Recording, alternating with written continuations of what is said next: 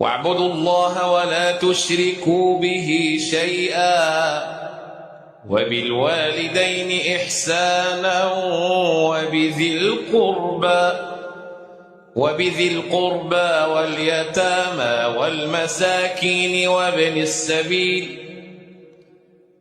واليتامى والمساكين والجار ذي القربى والجار الجنب والصاحب بالجنب وابن السبيل وما ملكت أيمانكم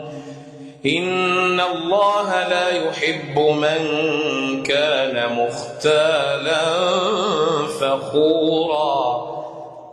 الذين يبخلون ويأمرون الناس بالبخل ويكتمون ما آتاهم الله من فضله وأعتدنا للكافرين عذابا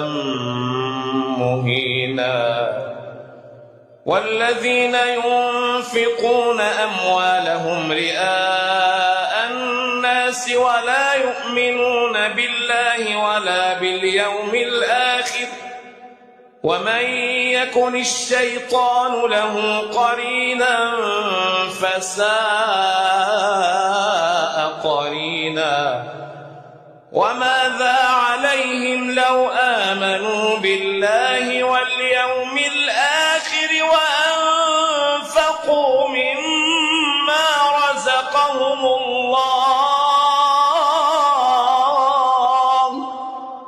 وكان الله بهم عليما إن الله